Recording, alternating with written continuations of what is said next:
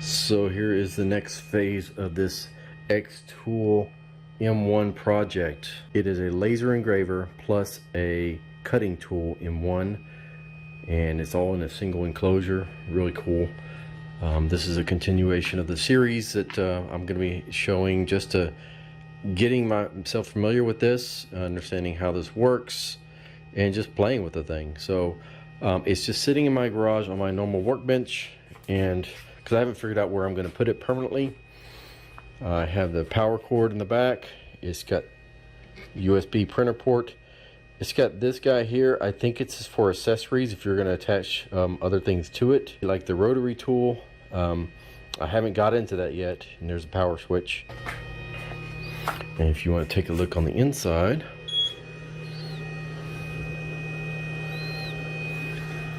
there's an inside tour of it.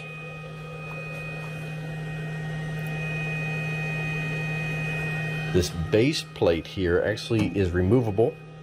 You can take it off by 1, 2, and one more on this side. Three screws to take that off when you use a rotary attachment, and you need to lift this whole thing up a little bit.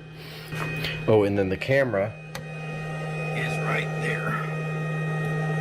Here's the camera. So that camera looks down at the entire surface to help you align what you're going to be cutting or engraving on. Now over here on a laptop, I have the software installed. I have the xTool Creative Spaces, the beta group, because this is again, this is in the works to make it production worthy.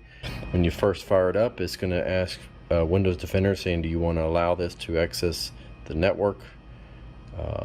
So past the firewall, so I'm going to allow that. And up in the top right, it says connect the xTool M1. So what I have not done is I have not plugged it in. So I have the USB cable here, and let me just plug it in. Now that I have it plugged in, I'm gonna hit connect and see what happens.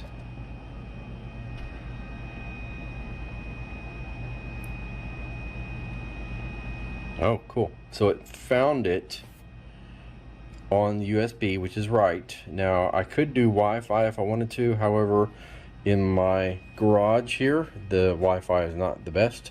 So I'm gonna stick with the USB. So now that I've done that, let me see if I pick it. Taking picture, what is that? So it actually took a picture of what it sees in there. That's really cool. So it is connected, and it took a picture confirming that it is connected. Now to figure out how do I do this, how do I actually make a project. So that's going to be the next step. So we are making progress. Alright, so I'm going to just jump right in this and try to make something work. I have this scrap piece of 1/4 inch piece of plywood, birch plywood, and I want to, like, you know, put my name on there or put something on there. So I'm just going to see what happens. So I'm going to try it, stick it in here. I stuck it in there just inside the working area, which is, I assume, inside the white lines. And there's a laser on there pointing down at it. I don't know if that's, I think that may be for the height autofocus. And let's come over here to the computer. Oh, and look at that. So the camera's actually watching it all the time. So let me go back over there while you're looking there. So my hand is in there, but you can't see it. But I'm gonna flip this. Okay, so I flipped it over and you can see the change. So I flipped it over again, and there you go. Now I can already see that if I want to align to something, let me take my camera off this little tripod here. You can see there's a grid line in there. However, you cannot see the grid line on the laser itself. So what I'm gonna do is I'm gonna align this right hand side with that white line as close as I can anyway. I'll tell you what, I'll do it down the bottom left, bottom right.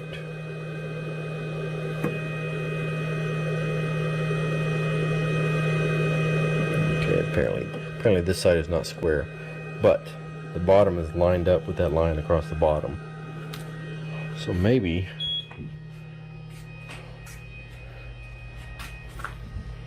yeah, it looks like that is square on there.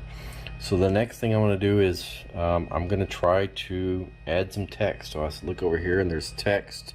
You can put shapes and whatever, just like basically drawing on there with almost Microsoft Paint, so to speak. You know, so let me pop this camera in here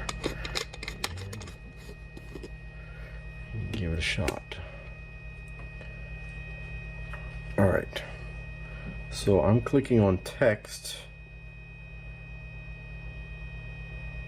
and okay, so I clicked on text and I just clicked down the screen and it says the word hello.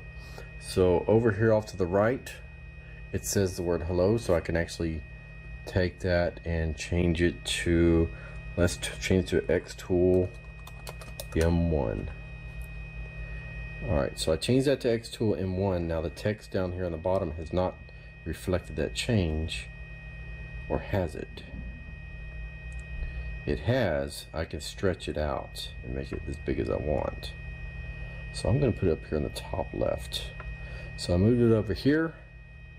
So now what it's telling me is to press the button on here to actually start the process. So back on the computer, I set it up and hit start and send it, and then right here before it, you give one more chance to stop it or just not proceed. So I'm going to go ahead and hit the button. Let's see what happens. The time on this thing said 3 minutes. There we go. You can see it there.